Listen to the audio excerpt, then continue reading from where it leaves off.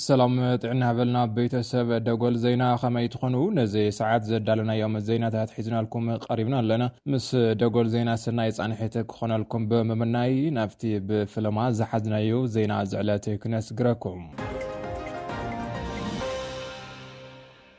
4 حلفتي جزيو ممحدار تقراي هب تارجيس شعبيا كم زاتو تقليزون أبلات كابينة جزيو ممحدار تقراينا بزي تفلالي بيت عيوتات حلفت خوينهم زقل زلو 4 مررحة أب سن شعبيا كم زاتو يقلز الله እቶም ጽምዶ ብዘይምድጋፎምን ብምቅዋሞምን ኣብ ሻዕብያ ቂም ዝተተሓዘሎም ኣባላት ካቢኔ ጊዜያዊ ምምሕዳር ትግራይ ኣይተ ኢሳያስ ታደሰ ዓለም ገብረዋሂድ ዶክተር አጽብሃ ገብረእግዚአብሔርን ታደለ መንግስቱን ምዃኖም እዩ እቲ ሓበሬታ ዝጥቁም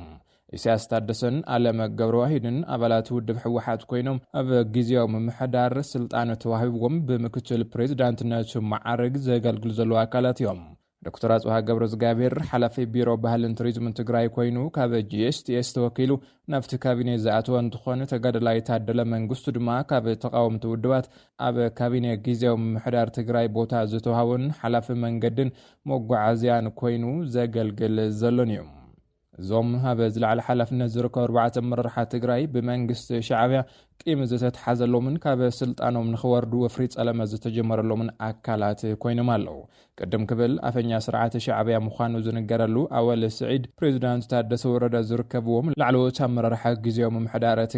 ትግራይ ብዓይኒ መነጽራ ክትሪኦም ኣለዋ ክብል ገሊጹ ምንባሩ ዝዝከር እዩ ኣብቲ ቅድም ክብል ንሰውፅዎ ዝነበረ ሓበሬታ ፕሬዝዳንት ታደሰ ወረደ ዓለም ገብረዋሂድ ተወልደ ዕምበብን ዝርከብዎም ላዕለዎት ሓለፍቲ ጊዜያዊ ምምሕዳር ትግራይ ኣብ ዓይኒ መነጽር ትግራይ ከኣቱ ከም ዘለዎም ገሊጹ ምንባሩ ዝፍለጥ እዩ ኣብዚ ሰሙን ድማ ኣብ ልዕሊ ዶክተር አጽብሃ ገብረእግዚአብሔርን ታደለ መንግስቱን ሓያል ወፍሪ ጸለመ ጀሚሩ ከም ዝነበረን ካብቲ ሒዞምዎ ዘለዉ ሓላፍነት ንኽወርዱ ጸቕጢ ክግበረሎም ከም ዝቐነየን ዝዝከር እዩ ኣብ ልዕሊ ፕሬዝዳንት ታደሰ ወረደ ዝተመኩረ ፈተነ ዕልዋ መንግስቲ እውን ላዕለዎት ኣመራርሓ ሻዕብያ ምስ ዝተወሰነ ኣመራርሓ ውድብ ሕወሓትን ጀነራላት ትግራይን ብምዃን ዝተፈተነ ከም ዝነበረ እዮም ገለ ርእይቶ ሃብቲ ዝምጉቱ ዘለዉ ብስም ጽምዶ ክካየድ ዝጸንሐ ዳንኬራ ኩናት ናብ ሙሉእ መፈንቅለ መንግስቲ ብምስግጋር ስርዓት ሻዕብያ ከም ሞዴል ወሲዱ ኣብ ትግራይ ንምትካል ይስራሕ ኣሎ ክብል ውድብ ስምረት ትማሊ ኣብ ዘውፅአ መግለፂ ምውቃሱ ዝዝከር እዩ ፌደራል መንግስቲ ናይ 2 ወርሒ በጀት ትግራይ ከም ዝለቀቐ ተገሊጹ መንግስቲ ፌደራል መንባብሮ ሰራሕተኛታት መንግስቲ ንምምሕያሽ ኢሉ ወሰኽ መሃያ ከም ዝገበረ ዝዝከር እዩ በቲ ዝተገበረ ሓዱሽ ምምሕያሽ ወሰኽ መሃያ መሰረት ብፌደራል ዝወሃብ ድጎማ እቲ ዝውስኽ ገንዘብ ብሓፈሻ መሃያ ሰራሕተኛታት መንግስቲ ናብ ኩለን ክልላት ብግዚኡ ዝተላኸ እንትኸውን ናብ ትግራይ ግን ተወሲኽኩም ዝብል ደብዳቤ ወረቐት እምበር ጥረ ገንዘብ ከይላእኽ ከልኪልዎ ይጸኒሑ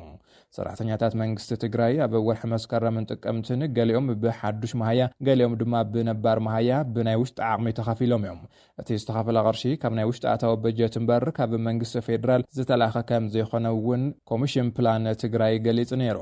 ሰራሕተኛታት መንግስቲ እንተወሓደ በብወርሑ ኣብ ከባቢ 24 ወርሓዊ መሃዩ መብዛሕትኡ ይኽፈል ሎም ሕዳር ግን እቲ ዝኽፈል መዓልትታት ሓሊፉስ ሕጂ ንክኽፈል ናብ ወረዳታት ተላእኹ ከም ዘለዩ ተገሊጹ ዘሎ መንግስቲ ፌደራል በብወርሑ ናብ ትግራይ ይልእኹ ዝነበረ ሙሉእ በጀት ከይላእኸ ዝጸንሐ እንትኸውን ሓዚ ግን ሲሶ ናይቲ በጀት ልኢኹ ከም ዘሎ ዝወፁ ዘለዎ መረዳእታታት የመላኽቱ እዚ ማለት እቲ ሕዚ ንሰራሕተኛታት መንግስቲ ክኽፈል ደብዳቤ ተላኢኹ ዘሎ ናይ ወርሒ መስከረምን ጥቅምትን ተታሒዙ ዝነበረ በጀት እምበር ናይቲ ዝቐጸለ ኣዋርሕ ገና ምዃኑ እዩ ዝግለጽ ዘሎ ናብ ወረዳታት ትግራይ ድማ ውሽጣዊ ኣታዊ ተወሳኺ ተገይሩሉ ከም ዝተላኸ ዝረኸብናይ ሓበሬታ ይረድእ ከም ዝፍለጥ 15 ጥቅምቲ 2018 ዓ.ም ናብ ትግራይ ተላኢኹ ዝነበረ ልዕሊ 2 ቢልዮን ብር ፌደራል መንግስቲ ካብ ንግዲ ባንክ ክምለስ ደብዳቤ ጽሒፎም ምንባሩ ዝዝከር እዩ ካብ ሽዑ ጀሚሩ ድማ እቲ ዝተወሰኸ በጀት ይኹን ናይ ወርሒ ጥቅምቲ በጀት ከም ዘይተላእኸ እዩ እናተገለጸ ጸኒሑ ዘሎ በዚ ድማ ኣብ መንጎ ትግራይን ኣብ ማእኸላይ መንግስትን ምፍሕፋሕ ፈጢሩ ዝነበረ እንትኸውን ፕሬዝዳንት ታደሰ እውን ምኽልካል በጀት ኣብ ትግራይ ጸልዋይ ሕድር ከም ዘሎ ምግላጾም ዝዝከር እዩ ቀዳማይ ሚኒስትር አብይ አሕመድ ኣብ ፓርላማ ቀሪቡ ከም ዝገለጾ ድማ ናብ ትግራይ ዝላኽ በጀት ንምዕጠቕ ሰራዊት የውዕሎ ለክብል ከሲሱ መንባሩ ዝዝከር እዩ بدبای کوینات زتمارخ جنرال باچا دبلی صار دبای وق زتنتن مصحف مرقو حزي أمبسادر إثيوبيا بكينيا كوينو زغلغل زلو جنرال باچا دبلي زتتصحف مصحف تمرقو كم زليو مع قناه زينا ماخل هاجر زصبصبا زلوا اتي استمرق مصحف اب وتادراو لممد عمق مصنعت تمسريتو يصر شمق وغيا طبب بزبر راسي زتوهاو مخانو ونه تغليصلو أبتي سنة سرعة مرغات العلوية إتماجر شوم فيلد مارشال برهان جولا مكتل العلوية إتماجر شوم جنرال أبي وتحدث دايركتور جنرال قلقالوت مربب حفريتان دحننتن أمباسادر ريدوان حسين حاويسو أمرر حاكللن فيدرالن كامز ترخبي تحبير زلو فيلد مارشال برهان جولا أبتوان أبز محللو فملأختي إثيوبيا زتسند نايت أرشمك موق إمانوال زنبران تخون زتمحاشي كامز زينبري حبير زلو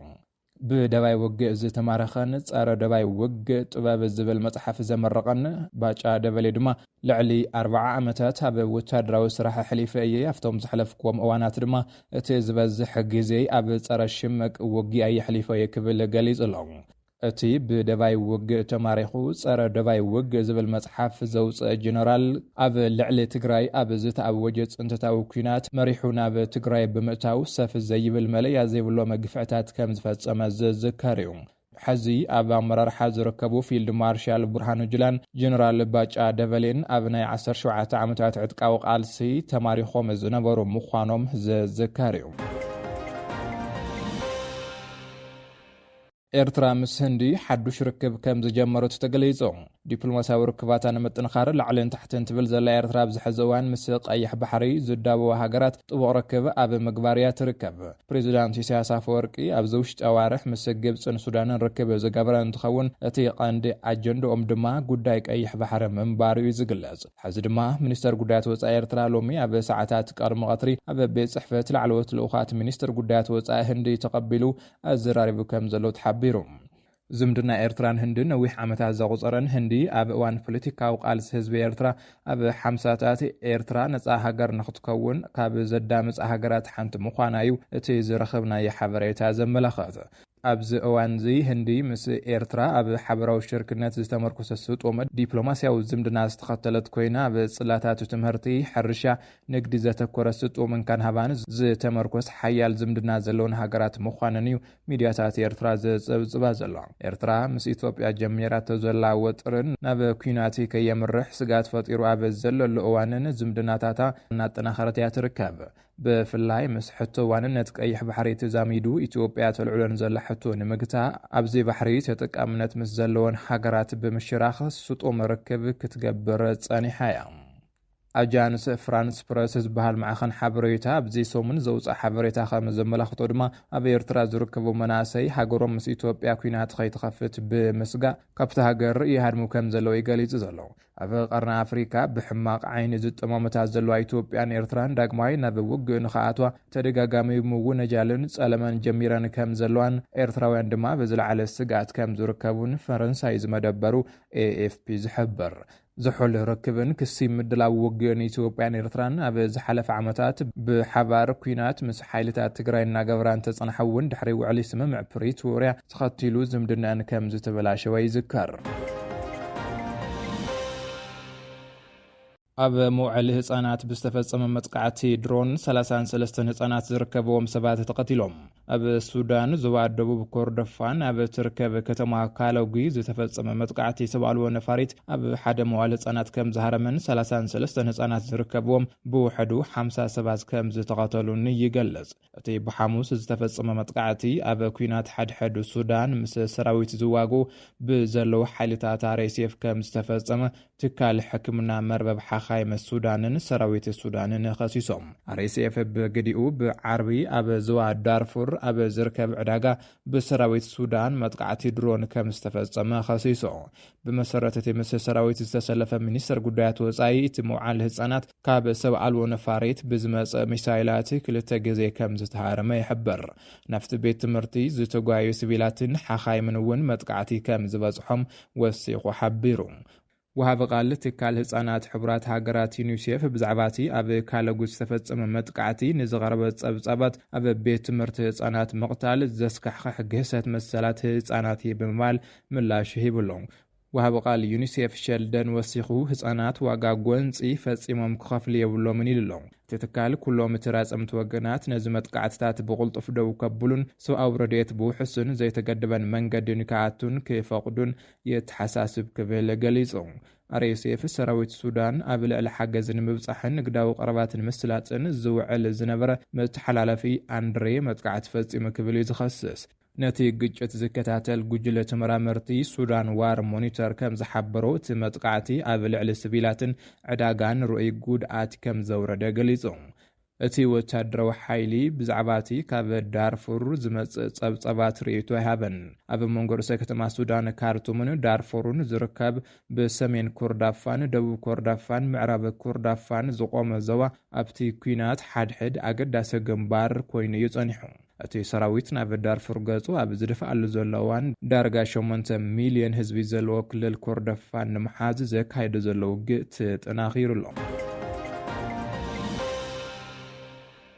ኣብ መንጎ ደቡብ ፓኪስታንን ኣፍጋኒስታንን ኩናት ተላዒሎም ኣብ መንጎ ሓይልታት ፓኪስታንን ኣፍጋኒስታንን ሓይልታት ታሊባን ሓድሽ ኩናት ዳገመ ተወልዑ ነፍሲ ወከፍ ወገን ነቲ ዝነበረ ስምምዕ ደው ምባል ተኽሲ ብምፍራስ ይካሰሱ ከም ዘለው እዩ ማዕኸናት ዜና ዓለም ዝጸብጽባ ዘለዋ ነበርቲ እታ ብመላእቲ 2600 ኪሎ ሜትር ዝግመት ደው እትነበር ከተማ ስፒኒ ቦልዳክ ናይ ኣፍጋኒስታን ካብቲ መጥቃዕቲ ብምፍራሕ ሓዲሞም ከም ዘለው ተገሊጾም ሓደ ናይ ሕክምና ሰራሕተኛ ካብታ ብጥቃ ትርከብ ከተማ ካንዳሃር ንቢቢሲ ብዝሃቦ ሓበሬታ 4 ሬሳታት ናፍቲ ከባቢያዊ ሆስፒታል ምእታዎም ሓቢሩ ኣሎ ካልኦት 4 ሰባት ድማ ቆሲሎም ኣለዉ ይብል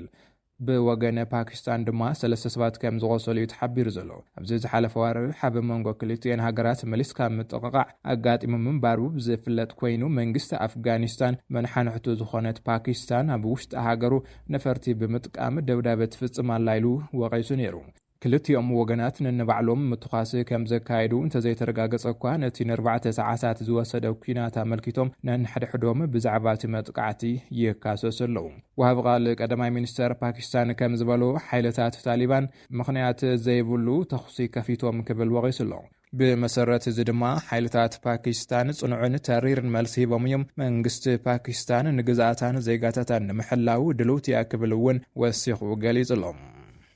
مباركة سفتوات تخطاتلتي مدب دقول زينا نزي ساعات زدالنا يوم زيناتات نزومي كتكتاتلو ومزيطنا حقومي مسلو نيروم أبق صالي بخالوت حدش تزعباتات كساب نراقب سسنا ينعخوم سلام